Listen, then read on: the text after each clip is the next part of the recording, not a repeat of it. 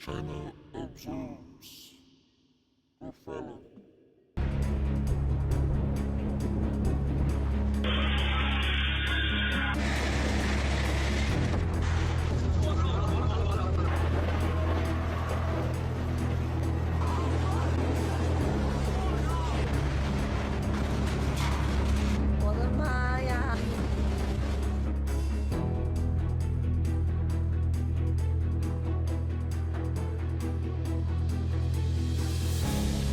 Amidst the raging fury of the typhoon, a video of a refrigerator embarking on its own magical drift has taken social media by storm. The video taker, Miss Lee, explained,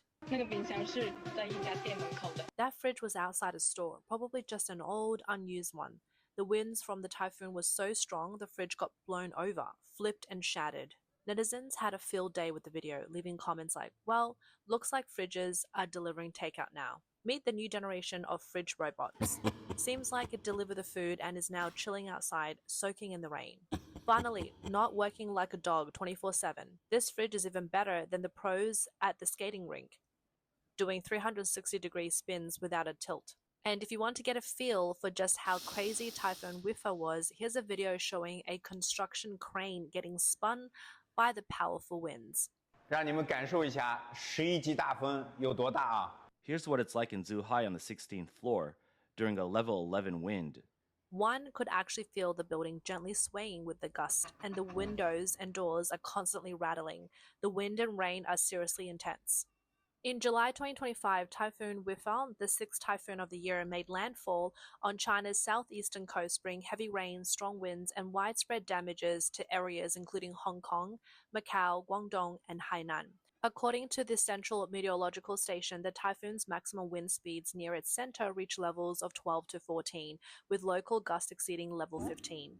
Videos shared on social media vividly capture scenes of shattered glass curtain walls, rooftops torn off, streetlights knocked down, and the trees uprooted by the strong winds, leaving viewers shocked. Some vloggers screamed in shock as glass doors shattered, with the typhoon exposing the flaws of China's tofu dreg construction. 给你们看一下台风的威力有多大。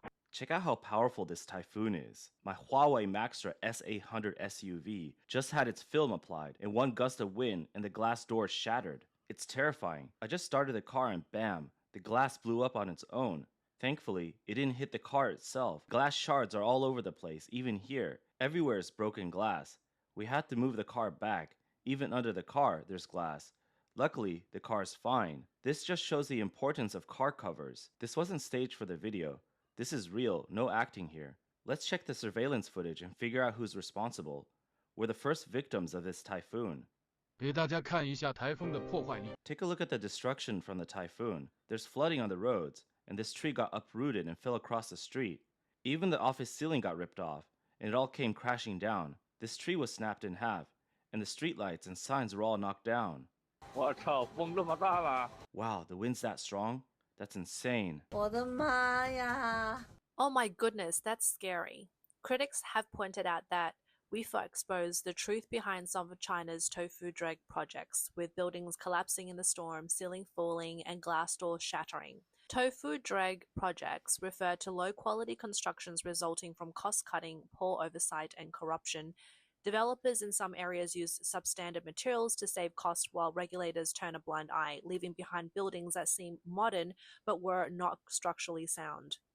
Typhoon Wifa made landfall in Jiangmen, Guangdong at 5:50 p.m. on July 20th, with a maximum wind speed of level 12, 33 meters per second.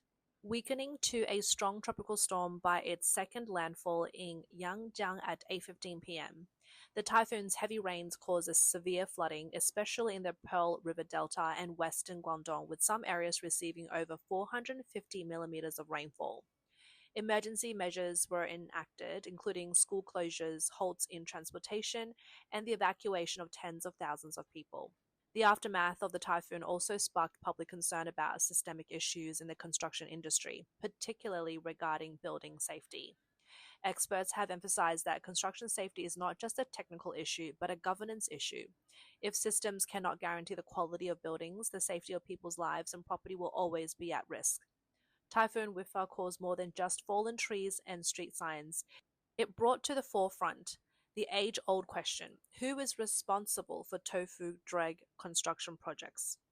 On the night of July 19th, strong convective weather struck the main city of Kunming, Yunnan, as a result of Typhoon Wifa.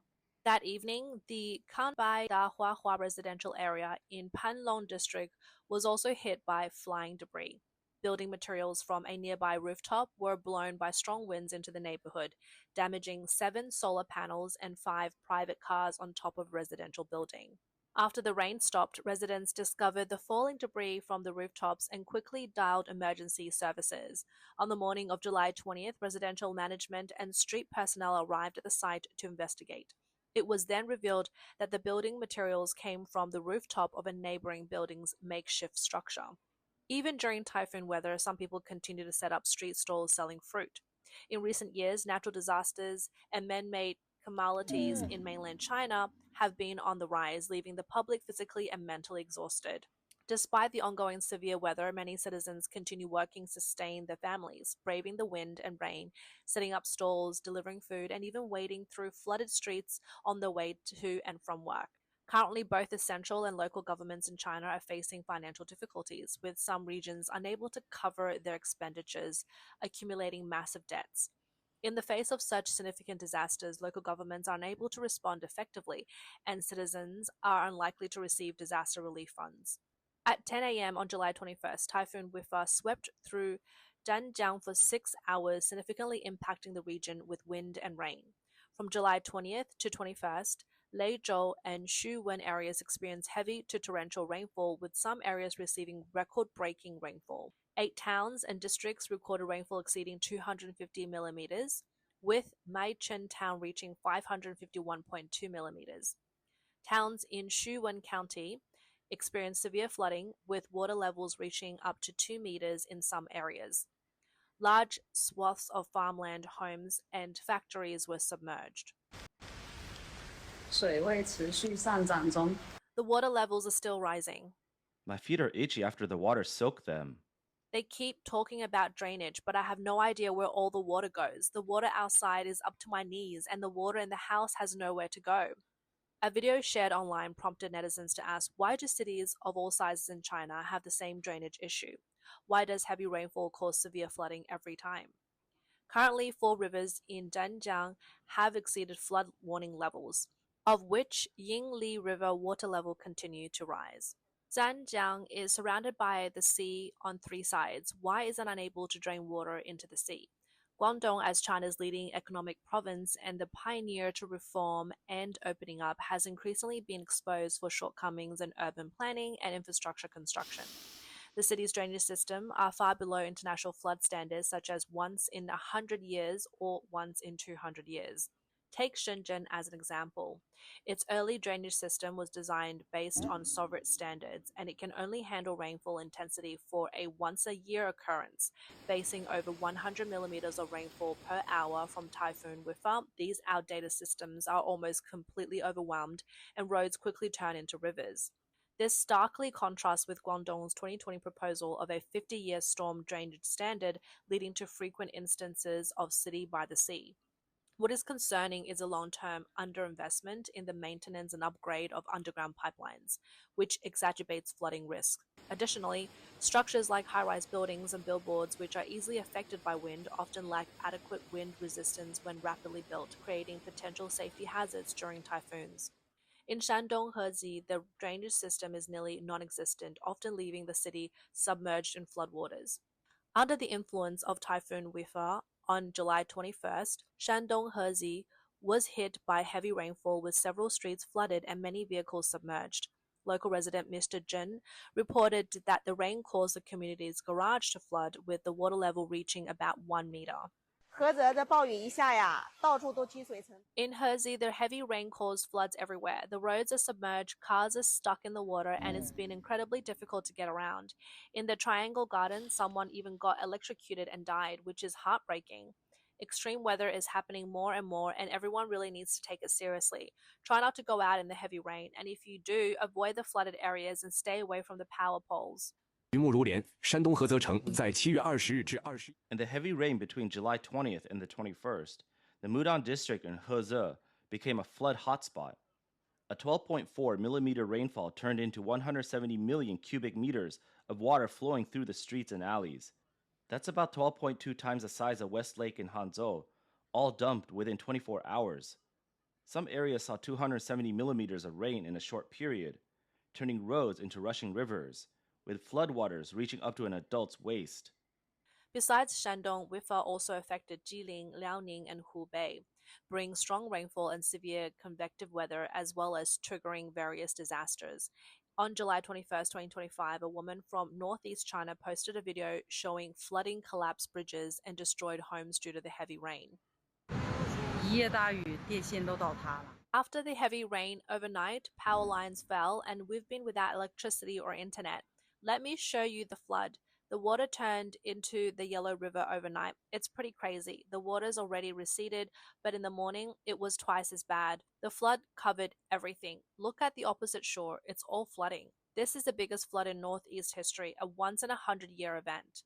On the same day, Jilin City in Jian faced a serious risk of mountain flooding due to continued heavy rain. Jilin's Water Resource Department and Meteorological Bureau issued an orange alert and activated a level 4 emergency response. The Yalu River Basin experienced a massive flooding with further rainfall expected. Starting July 21st, 2025, most parts of Jilin province endured sustained heavy rainfall. The province's highest precipitation reached 400 millimeters, 50% more than usual. Southeastern areas like Tonghua, Baishan, and Changbai Mountain saw rainfall totals of 150 to 220 millimeters, with some areas exceeding 300 millimeters. 15 rivers, including the Shenghua River, Yalu River, and Dongliao River, experienced major floods. On July 21st, heavy rainfall in Yichang, Wufen County, Hubei led to rainfall exceeding 100 millimeters in some areas. A red warning for heavy rain was issued at 9 a.m. that day. The flooding resulted in homes being submerged, bridges destroyed, and crops ruined. On July 22nd, a netizen shared a video saying that everything was fine when they left Wufen the night before, but today, heavy rain, mountain floods, and mudslides have destroyed the crops their parents had worked hard to grow.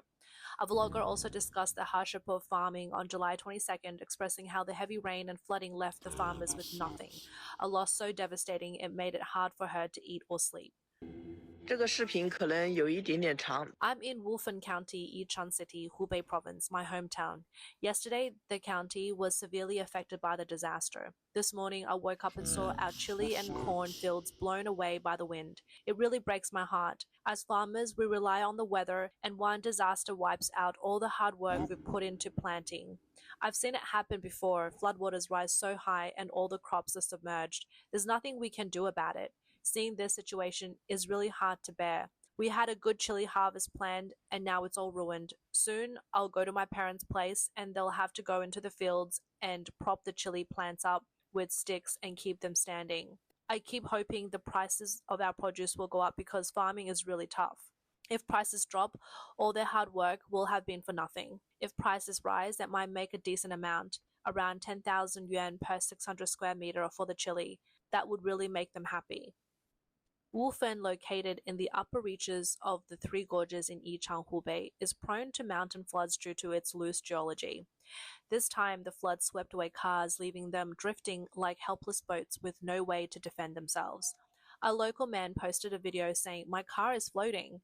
Miss Lee, a supermarket owner in Wufen, said her family of 4 was trapped in their home with goods worth hundreds of thousands of yuan soaked in water, and several cars outside were washed away by the flood.